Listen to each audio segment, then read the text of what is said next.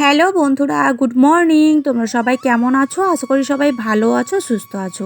আমরাও বেশ ভালো আছি। আমি টুম্পা, আমার নতুন একটা ব্লগে তোমাদের সবাইকে অনেক অনেক স্বাগত। ঘড়ির কাঁটায় এখন ঠিক সকাল 8:30। আজ হচ্ছে বুধবার। বড়দের অনেক অনেক প্রণাম আর ছোটদের অনেকটা ভালোবাসা জানিয়ে আজকে ব্লগটা এই বিছানা তোলা থেকে স্টার্ট করছি। কাছে দূরে যে যেখান থেকে আমার এই ব্লগটা দেখছো, আশা করছি তোমরা সবাই অনেক ভালো আছো, সুস্থ আছো আর অনেক হ্যাপি আছো। তো চলো ব্লগটা একটু স্কিপ না করে প্রথম থেকে শেষ পর্যন্ত দেখতে থাকো। আশা করছি আজকে ব্লগটা তোমাদের একটু হলেও ভালো লাগবে। তো এই যে বাইরে পড়ছে টিপ টিপ করে বৃষ্টি, আর সাথে হচ্ছে ঠান্ডা ঠান্ডা ওয়েদার। আর এই ঠান্ডা ঠান্ডা ওয়েদার তো আমরা সবাই চেয়েছিলাম কিছুদিন আগে, তাই না? যে আমরা চেয়েছিলাম একটু বর্ষা আসুক, বর্ষা নামুক, কিন্তু সত্যি সত্যি কিন্তু বর্ষা নেমেই গেছে। আর এই ঠান্ডা ঠান্ডা ওয়েদারে সত্যি বলছি যেন একেবারে শীতকালের মতো ঠান্ডা লাগছে। ফ্যান তো চালানোই যাচ্ছে না, আবার মাঝে মধ্যে ফ্যান না চালালে ঘুমও আসছে না। সাথে বাইরে যে বৃষ্টি হচ্ছে, একেবারে রাত ভোর আমাদের এখানে না প্রচণ্ড বৃষ্টি হচ্ছে। আর সকালবেলা ঘুম থেকে উঠেছি ওই 5:30 নাগাদ। ঘুম থেকে উঠেই দেখি অঝোর ঝাড়ায় বৃষ্টি হচ্ছে। মানে কি করব না করব ভেবেই পাচ্ছিলাম না। সাথে সাথে সময়টাও অনেকটা অতিক্রম হয়ে যাচ্ছে। তো যাই হোক, 7-5 ভেবে শেষেই কিন্তু ভিজেই সংসারের সমস্ত কাজগুলো, মানে আশিপাশি কাজগুলো কমপ্লিট করে নিয়েছিলাম। সত্যি কথা বলতে কি, এই বর্ষার দিনে না গ্রামের গৃহবধূদের, মানে আমাদের মতো হাউসওয়াইফদের, এই যে সারাদিন বৃষ্টিতে ভিজে এই ভোর 5টা থেকে বিকেল 4টে পর্যন্ত সমস্ত কাজ কিন্তু এই ভেজা গায়েই গোছাতে হয়। আর সত্যি কথা বলতে কি, এই প্রত্যেক দিন বৃষ্টিতে ভিজে না জ্বর সর্দি কাশি এগুলো তো আমাদের লেগেই থাকে। কিচ্ছু করার নেই, আমরা যেহেতু গ্রামের হাউসওয়াইফ তো সেই জন্যই কিন্তু বাড়ির মধ্যে যেহেতু আমাদের সব কিছু নেই, যেমন বাসন ধোয়া বলো, স্নান করা, পুজো করা, তুলসী তলায় পুজো দেওয়া, জামা কাপড় মেলানো, সবটাই কিন্তু আমাদের বাইরেই করতে হয় ভিজে। এখন দেখতে পাচ্ছ বাসনগুলো সব ধুয়ে মেজে নিয়ে এসেছি, মানে ওই বাসি হাঁড়ি ছিল তো রান্না বসাবো, ওই জন্য ধুয়ে নিয়ে এলাম কলপাট থেকে। আর সাথে দেখো ওই যে স্নান করেছিলাম তো ভেজা জামা কাপড় এগুলো ছিল, তো এগুলোকে এখন মিলে দিচ্ছি। এখনও কিন্তু বাইরে টিপ টিপ করে বৃষ্টি পড়ছে। আর এই যে বারবার মানে যে আমরা যে বাইরে যাচ্ছি, তো এই বৃষ্টির জন্যে কিন্তু আমাদের জামা কাপড়গুলো কিন্তু সারাক্ষণই কেমন একটা স্যাঁতস্যাঁতে হয়ে থাকে। আর কতবারই বা জামা চেঞ্জ করব বলো? আর এক হাতে ছাতা ধরে তো সমস্ত কাজ করা যায় না, তাই না? তো সেই জন্যই কিন্তু সারাক্ষণ জামা কাপড়গুলো ভেজাই থাকে। আর শাড়ি পরলে তো আর বলতেই হয় না, একেবারে যেন অস্বস্তিকর একটা মানে সময় চলে আসে। যাই হোক, এখন আমার এই নতুন বাড়িতে আমি এই রিসেন্টলি কিন্তু নাইটি পরছি, কয়েক মাস হলো, 8-9 মাস। কিন্তু এর আগেই কিন্তু আমার বিয়ের 5-6 বছর কিন্তু আমি কিন্তু শাড়ি পরেই কাটিয়েছি। কি বর্ষা, গ্রীষ্ম, শরৎ, হেমন্ত প্রত্যেকটা কালেই। কি আর বলবো, মানে সেই গ্রীষ্মকালে এতটা ঘামাচি বেরোতো আমার, সেটা আর বলার নয়। কিন্তু এখন নাইটি পরতে গ্রীষ্মকালে দেখছি একেবারেই ঘামাচি মানে হয় না বললেই চলে, বুঝলে? 2-1টা হাতে টাতে হয়তো বেরোয়, এর বেশি হয় না। যাই হোক, এদিকে দেখো বাইরের সমস্ত কাজ কমপ্লিট করে নিয়ে চলে এসেছি। হাঁড়ি টাড়ি তো সব ধুলাম, জামা কাপড়ও মেলা হয়ে গেছে, সাথে সাথে স্নান করে পুজো টুজো সব কিছু কমপ্লিট হয়ে গেছে। আর সকালে জল খাওয়া দাওয়া হয়ে গেছে। আর এখন দেখো বসে গেছি সবজি কাটতে। আর সবজি কাটতে বলতে গতকালকে যে চিচিঙ্গাটা এনেছিলাম না, তো ওটাকে এখন ভাজা করব। তো ওই জন্যে দেখো ভাজার মতো করে কেটে নিচ্ছি। আর এই চিচিঙ্গা ভাজা খেতে না ভীষণ ভালো লাগে। বিশেষ করে হচ্ছে তোমার ওই একটু নারকেল কোড়া দিয়ে, একটু বেশি করে পেঁয়াজ দিয়ে, আর 1-2টো কাঁচা লঙ্কা দিয়ে। কিন্তু আমার বরমশাই আর আমার মামাম সোনা এই চিচিঙ্গা ভাজা আবার নারকেল কোড়া দিয়ে খেতেই চায় না। তোমাদের দাদাভাই যদিও একটু খায় আমার ঠেলায় পড়ে, কিন্তু মামাম সোনা খেতে চায় না। তো ওই জন্যে আর বানাই না। তোমাদের দাদাভাইও বাড়িতে নেই, আর সোনাও খেতে চায় না। তো ওই জন্যেই শুধু পেঁয়াজ আর কাঁচা লঙ্কা দিয়ে চিচিঙ্গাটা ভাজা করব। আর বিশেষ করে কী বলো তো, চিচিঙ্গা ভাজা যদি একটু হালকা করে লবণ দেওয়া যায়, তাহলে চিচিঙ্গাটা একটু মিষ্টি মিষ্টি লাগে আর খেতেও ভীষণ টেস্টি লাগে। তো দেখো এখন আবারও কলপাড়ে চলে এসেছি, টিপটিপ করে বৃষ্টি পড়ছে। আর সাথে কিন্তু আমি দেখো চাল সবজি সব কিছু ধুয়ে নিচ্ছি। আর আজকে দুপুরে রান্না হবে চিচিঙ্গা ভাজা, আর সাথে হবে তোমার কাঁচকলা পেঁপে আলু নিরামিষ তরকারি। সত্যি কথা বলতে আমাদের মতো অভাবের সংসারে না নিরামিষ খেতে খেতে মুখটা কেমন পচেই যায়, বুঝলে তো? আর নিজের সন্তানের মুখে যখন 2-3 দিন 4 দিন পরে মাছ তুলে দেই না, নিজেদের কেমন মনটা ভীষণই খারাপ হয়ে যায়। কি করব বলো, এত মাছ কেনার টাকাও আমাদের নেই। আর যতটুকু টাকা থাকে ততটুকু টাকা দিয়ে সংসার সংসার চালাতেই কিন্তু আমরা হিমশিম খেয়ে যাই। যাই হোক, গতকালকের ভিডিওতে তোমরা যারা যারা কমেন্ট করেছিলে তোমাদের কমেন্টের রিপ্লাইগুলো দিয়ে দিই। মনু সাহা আমাকে কমেন্ট করেছো, বাই দা ওয়ে তোমার ভিডিওটা খুব ভালো হয়েছে, কিন্তু তোমাকে একটা সিক্রেট কথা, গোপন কথা জিজ্ঞাসা করতে চাই, কিছু মনে করো না। তোমাদের এই বাড়িটা করতে কত টাকা খরচা হয়েছে? সত্যি কথা বলতে কি বলো তো, আমাদের কিন্তু অভাবের সংসার। সত্যি কথা বলতে গতর খাটিয়ে মাথার ঘাম পায়ে ফেলে যতটুকু টাকা তোমাদের দাদাভাই তিল তিল করে সঞ্চয় করেছিল, ওই টাকা দিয়েই কিন্তু আমরা কষ্ট করে, অনেক কষ্ট, অনেক পরিশ্রম দিয়ে আমাদের এই ছোট্ট কুড়ে ঘরটা তৈরি করতে পেরেছি। আর সেই জায়গাতে আমরা এখন সুখে রয়েছি।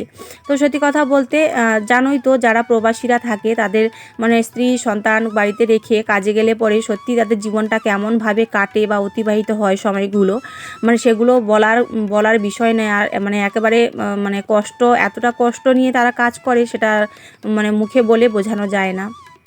যারা যায় তারা বোঝে, আর যাদের হাজব্যান্ড যায়, যারা তাদের স্ত্রী সন্তান রেখে যায় তারাই বোঝে, তাই না?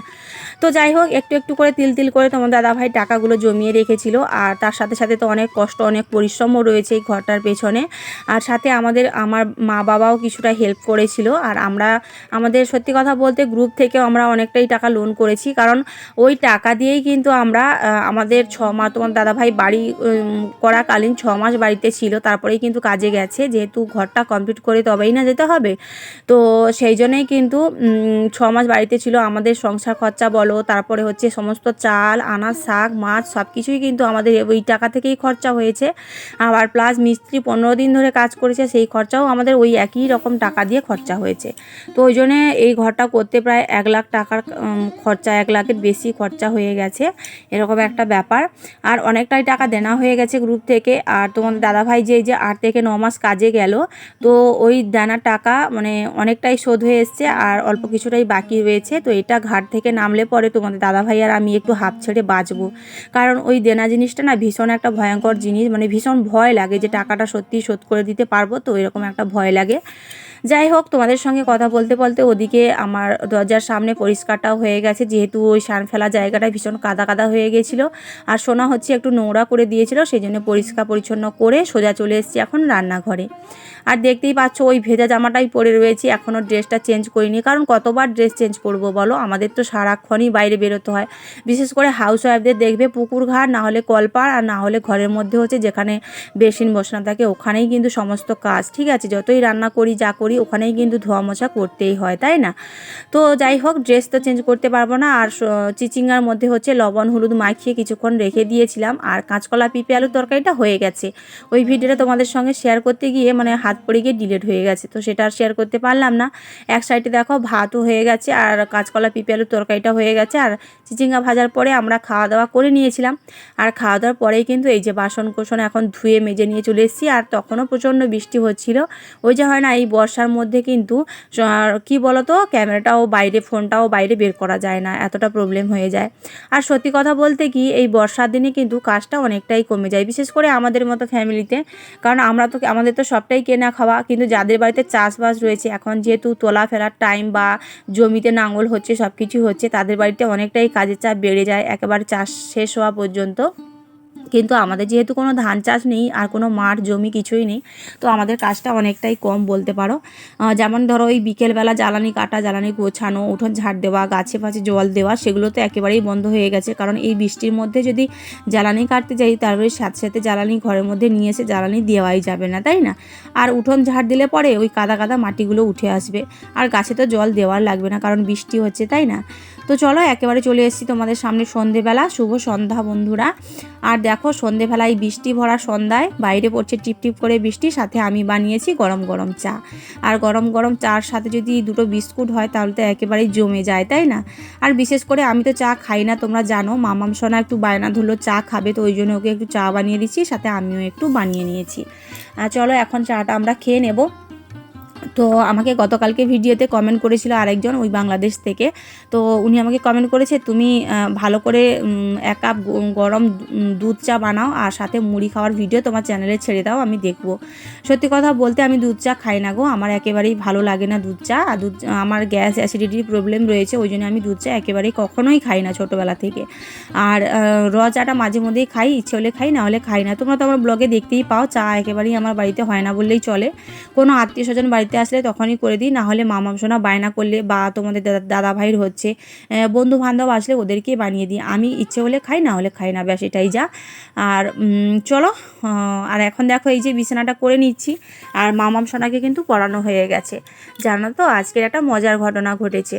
তো বাড়িতে লবণ বাড়ন্ত হয়ে গেছে, তো ভেবেছিলাম সন্ধেবেলা বাজারে যাব, আর বাজারেও গেছিলাম মামামকে নিয়ে, সন্ধেবেলা সন্ধে প্রদীপ জ্বালিয়ে বাজারে গেছিলাম হচ্ছে ওই লক্ষ্মী ভাণ্ডারের টাকা ঢুকেছে ওটাই তুলতে গেছিলাম।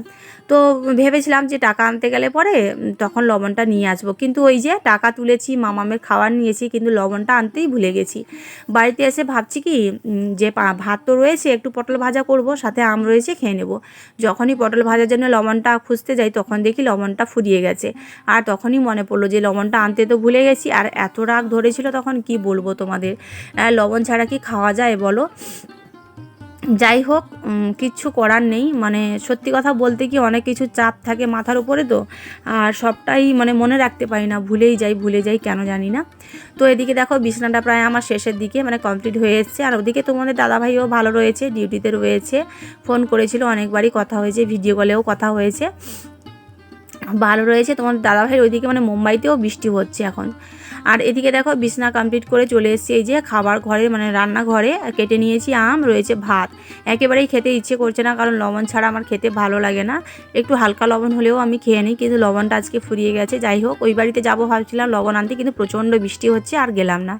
চলো আমরা এখন খেতে থাকি, আর তোমরা পুরো ব্লগটা ওয়াচ করে নাও, আর ভিডিওটা তোমাদের কেমন লাগলো অবশ্যই কমেন্ট করে জানিও। Good night, tata.